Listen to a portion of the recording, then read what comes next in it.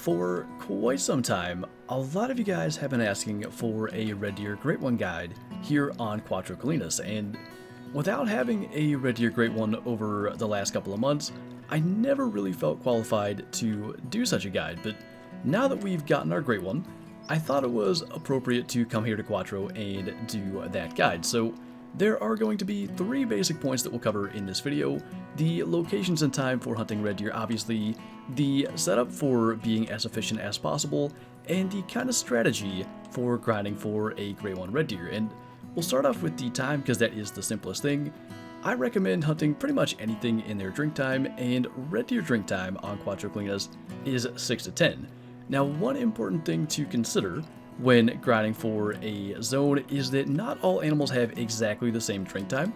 There's usually a 30-minute kind of window where you might have a zone that starts at 6:30, or you might have a zone that ends at 10:30. So generally speaking, I set the time to 6:30, 6:25. It depends on exactly how far I have to go from the first place that I'm spawning at to where the lake is. And that just kind of guarantees that we're not going to have any red deer getting to the zone after we've already left that lake. Now, when it comes to locations, one thing that is really important to understand is that not everyone's map is going to be the same.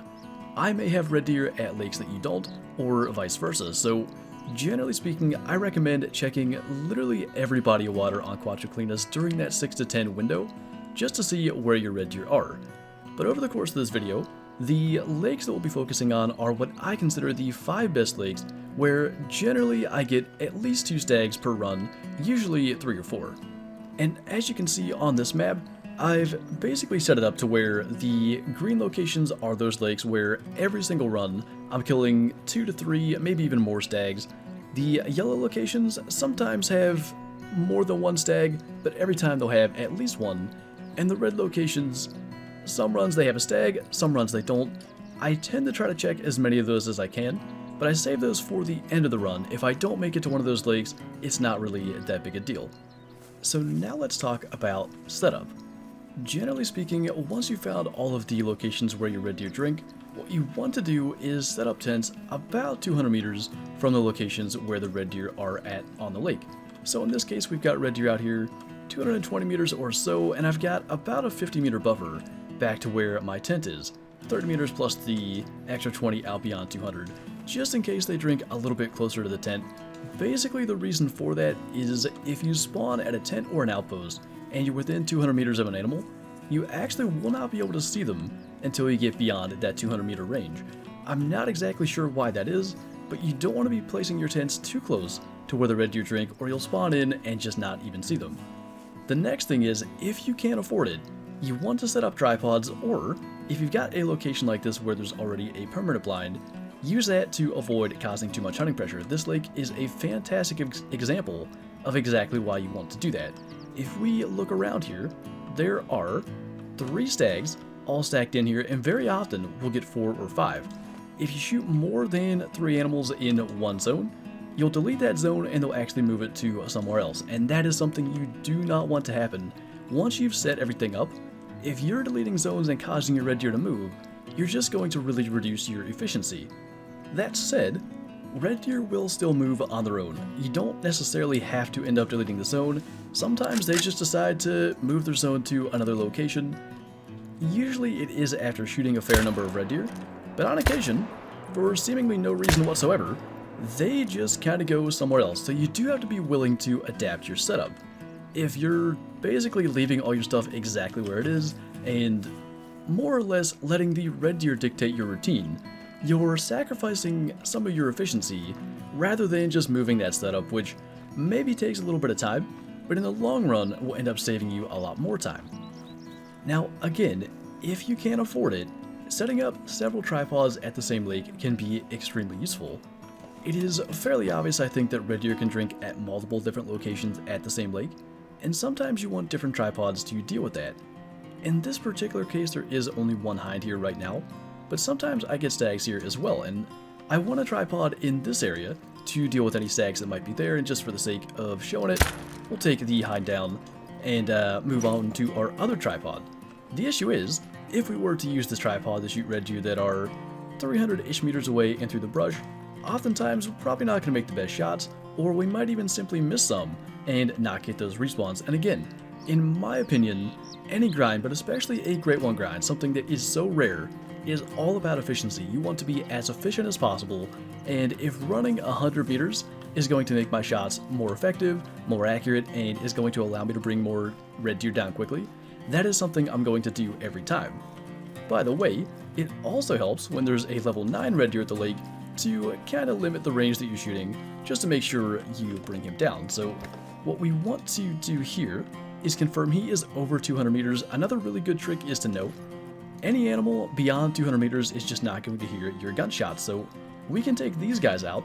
They're a little over 200 as well, but the level 9 is not going to hear it, and then we can really focus in on bringing him down. So I only see the 2 stags, and generally speaking, I recommend going for the more difficult shot first. Definitely got the second one, and the first one is dropping from a long shot as well, and as you can see, the level 9 is none the wiser, so now that we don't have to worry about shooting super quickly, we can take our time, drop a shot in there, and get him in the lungs as well. And that's going to be a random, probably diamond, on this little guide here. And I guess technically, if you were to continue our numbers from the Great One grind, it would be diamond number 26 if he makes it. And by the way, as we go to claim this guy, which is not going to be a guaranteed diamond with the splits in the brow tines, but he did make it at 252.8, it is worth pointing out, because a really common question on these grinds is, you know, where do I see the information to keep track of how many kills I've got? And the answer is, you don't. You have to keep track of that either with an app or with a calculator, whatever you want to do, writing it down on a notebook. You have to keep track manually. There is no counter for how many red deer kills you have, which I hope happens in the future, but as is, you have to do it on your own. One more thing to consider when you are setting up your map for a grind is tent placement when you've got 2 herds of red deer that are fairly close together. Now you can't see it right now, but we've got red deer over on this side within 200 meters of where we spawn, so they are currently invisible, and of course the red deer across this lake from us with only 1 level 5 stag. So by spawning here and having the red deer to our left within 200 meters, they're not visible. We shoot this stag, and because the red deer to our left aren't visible, they also cannot spook. So now all we have to do is run back this way just a little bit. It doesn't take too long at all to basically just back up, and once we get beyond that 200 meter range from where they're at, they become visible and we can shoot them as well. What you don't want to have happen when you've got 2 herds of red deer that are fairly close together is to have red deer on one side spooking while you're shooting the red deer on the other side. That's just going to cause a lot of issues. Obviously, trying to shoot red deer that are on the run is difficult. Now, we'll talk about the strategy, as I said, a little bit in just a moment. And basically, when I say strategy, I'm talking about the weapons we want to use and trying to be as efficient as possible. A lot of people grind with the 300, which I have no problem with. I think that's a good idea. If you hit a red deer, in the toe, it will die from a 300 round. That is not the case for 308. You need to get either 2 flesh hits or a non-vital hit, vital hit, anything like that to bring it down. The reason that I grind with the 308 basically comes down to when a situation comes up where maybe I need to shoot a diamond at a weird angle, a rare at a weird angle, whatever it may be, I'm already comfortable using the 308 because I've shot potentially thousands of red deer at that point at all kinds of different angles, and I probably know if this diamond or rare is at a weird angle, if the shot is feasible or not from all the experience I have with it from all the other red deer. Now, do I think that's the only way to grind? Absolutely not. I think using the 300 is a great idea. I do like the semi-automatic capabilities of the 308, but either way kind of works there. In my case though, especially with a setup like this, it's really not as big a deal because we don't have to shoot red deer on the run. So throughout this video so far, we've kind of touched on a number of different things that I consider the strategy for grinding for red deer, but the number one thing is to be efficient. And when it comes to a location like this where there are several stags all kind of grouped together, I always recommend going for the more difficult shot first, which in my opinion is this one up here. He's kind of hidden. He's going to be difficult to get our crosshairs back on after they're starting to flee when we need to do it quickly. And these 2 guys are pretty close together where if things go well, we should be able to get the shots off with no big deal. Now, the other difficult part is this guy's not at a great angle, but we'll do our best to get a neck shot there. Then we're going to try to be quick, get the shots off. I'm not sure what is going on there with that guy, with him kind of warping around due to the dead body of the level 7 right beside him.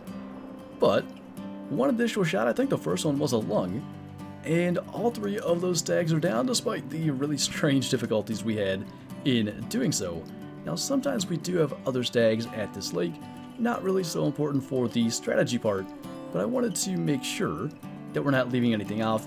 And really, when I'm talking about being efficient, that's the biggest thing.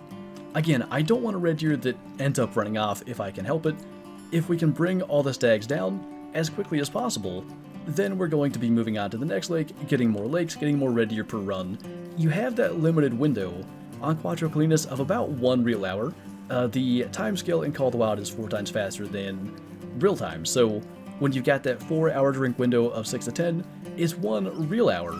And that real hour goes by really quick, so if you can be efficient, if you can take down every stag at a lake fairly quickly and move on to the next one, you're really helping your odds, and you're really going to get that great one quicker as you're getting more stags down and more respawns, more chance at that great one spawning in. Now, we've already spoken about weapon selection a bit, and in my opinion, any rifle with significant power and a decent ammo capacity will work, whether it is the 300 where you're basically not even having to worry about your shot placement, or the 308, what is now, in my opinion, the best grinding weapon in the game. If you don't have the Modern Weapons DLC, the M1, the old best grinding weapon in the game, or even the 303 from the Aurora DLC, or really anything in between. You could use the 270, you could use the 30-06, anything that's got a decent capacity and the ability to bring down red deer will do the job. Now, there is one more thing that I just have to mention that is another level 9, by the way. What are the odds that we'd have 2 level 9s respawn after a great one?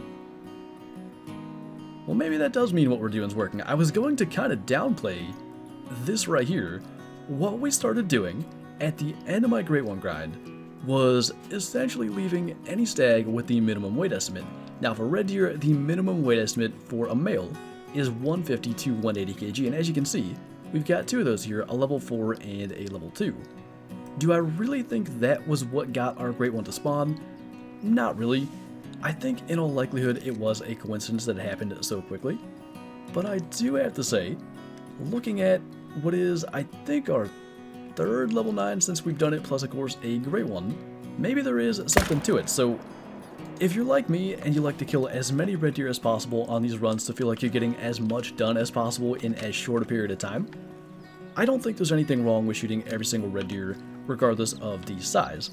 If you do want to try something different, especially if you've been on the grind for a while and had no luck, maybe try that out. Possibly leaving all of the lower weight stags does do something to increase your odds. I still find it unlikely, but it could well be the case, and again, I can't argue with the fact that we've had a significant number of big stags, including that great one, since we started doing that.